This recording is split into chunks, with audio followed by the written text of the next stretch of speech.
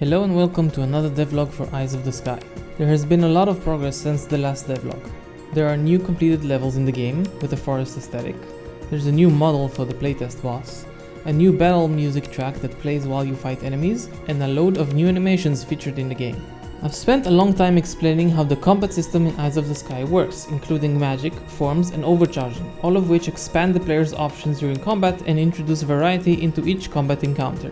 At the same time, this variety isn't random, which was important to me, as it means players who put thought and effort into learning the gameplay systems are rewarded, while at the same time making it fun for anyone to pick up and play.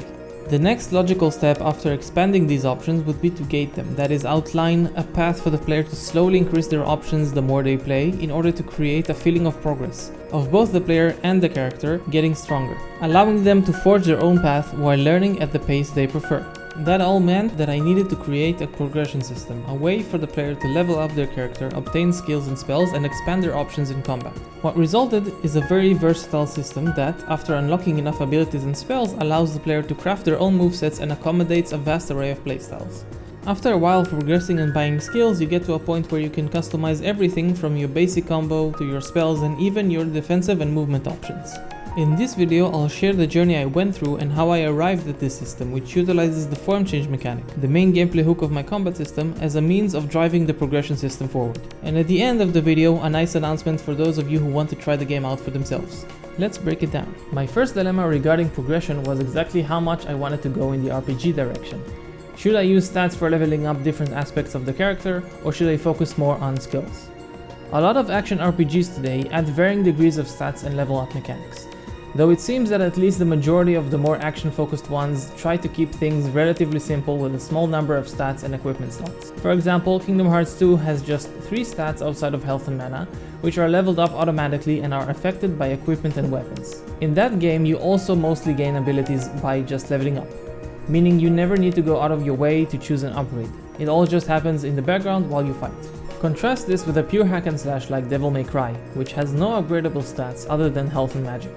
In this game, every ability needs to be purchased from a shop using in-game currency, so the focus is more on adding more options to combat and mastering them gradually. As Eyes of the Sky is influenced by both games, I chose to take a hybrid route. The game uses a shop system to let the player unlock new skills as well as upgrade their health and mana, similar to Devil May Cry.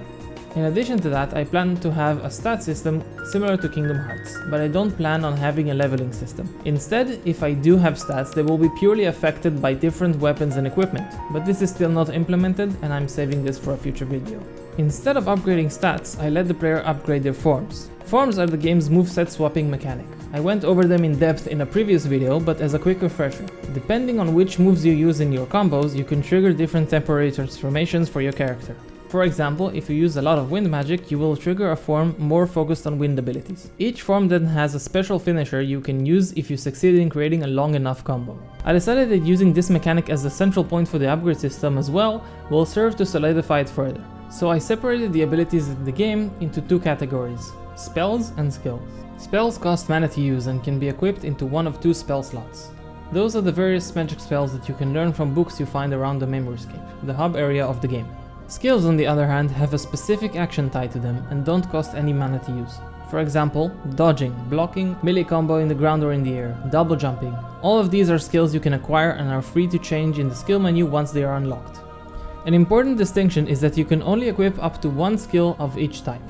The reason for which should be evident, as you can only have 1 type of double jump at any given time, and the same goes for the rest of the input-specific actions.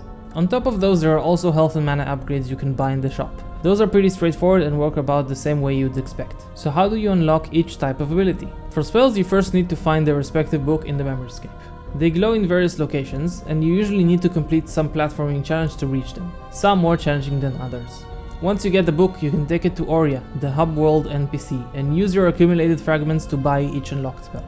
However, skills are unlocked in a different way. They are unlocked by leveling up forms. When you level up a form, several things happen. First, the form's duration increases. This means you can stay powered up for longer when you use it.